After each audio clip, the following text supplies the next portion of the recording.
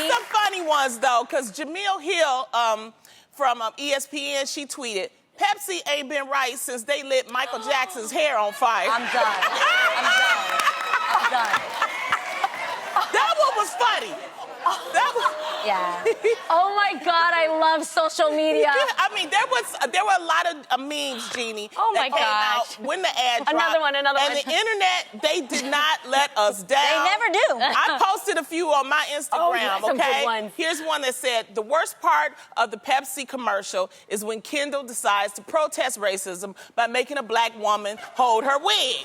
Wait, you guys, that legit is her hairstylist, though. Yeah, that's isn't her that lacy? Yeah, that's her long-term And she's a phenomenal hairstylist. Yeah, she's And that's fine, but the point is the symbolism. See, it's very, very important with symbolism. And if that was the only black, let them know, sister, okay? We feel some type of way, Now, here's another one with a police officer holding a woman down. You probably remember this. This is the young lady that was in Texas. Terrible. And what they did was they used this, and they said, the officer points and says, give me that Pepsi. This is sad, but... This is now that's not funny. No. What that is that showed an example of why people are getting so upset. Yeah. Because of what's happening between the police officers in the community, and not all officers are like that. No. But it's funny because, let's be real, at first, Pepsi, when this first came out, they sent out one statement, and they stood by their statement. Then it took all of this for them to realize, wait a minute, we really missed the mark. Yeah, you did, you know. And this is the power of the internet. This is what can happen when we use it and have different voices. Yeah. That's what I like about the internet. Yeah. I will say, I know this is weird, but I really like when opportunities go wrong for individuals or groups of people because it gives you an opportunity to show what's right. So I applaud Pepsi at least for doing the right thing, and I really think it was classy that you guys protected your talent. I think Kris Jenner went to Pepsi and said, look, you need to protect my daughter. Yeah, that's because for them to add that at the very That's very unheard of. Yeah. Brands don't always do that. If the ship's going down, the brand takes you with you. Let's be really, really honest. If you were offered the opportunity to be a part of something like this, and it's being pitched to you that you can represent your generation in a positive way to show that you're going to stand for something, to show that you're a part of something, you too, if it was sold to you that way, you absolutely would be like, absolutely, I want to be a part of this. I want to stand up for my generation as a millennial to show that we have a voice.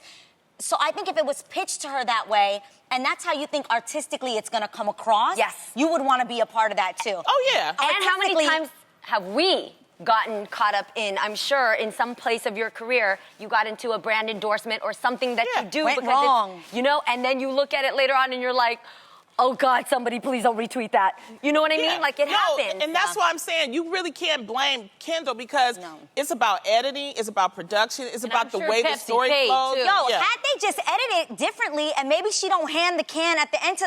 We actually might be all right with it. Am I bugging? It wasn't... No, I don't know. If it was edited differently and they would have done... I'm sorry. I think just as a whole, with the climate that's going on right now, you just got to leave that alone. Don't use that to sell your product. I feel like they could use that to make a really strong... What would have been... But don't make light of it. That's what I'm saying. Or like this. There's a lot of commercials that do this, and I really like it. Show the whole message of the march. Show every race, every age, every color going through with it. Showing them stand up, face off to the policeman, then stop the whole thing, and at the end, Pepsi. Done. I got the message. Yes, I actually agree with that. I've actually seen commercials that make you feel like... Do you guys remember the time when it was like Pepsi Generation? Yeah. Do you guys remember that? Yes. Imagine if they had shown it that way, like we are the Pepsi generation. We have a voice. We have something to be said. When the girl was actually the photographer woman... I don't know what the proper word is for the hijab? The hijab. Thank you so much. When the young woman was in the hijab and she's sitting there and she's beautiful, absolutely stunning, I felt something. Did anybody, I felt like, okay, I see where this is going. This is going in a good place. It just got weird. I felt like it was contrived.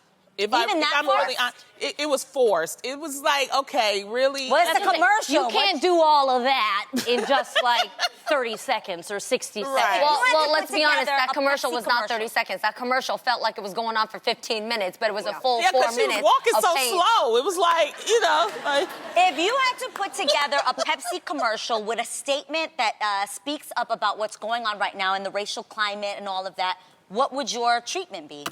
I would seriously have to think about it because you can't be insensitive to what's going on right now. Right. So Yeah. it would take some time. And then, honestly, I would do some research. That's why they have focus groups, like show your commercial to the millennials. I'm telling you. And maybe you would have gotten, you know, the feedback And earlier. listen to so Jamal. You wouldn't be in That's this all you had to position. do. Shut Listen up. to Okay. Jamal. All right, Jamal, we hope you get promoted.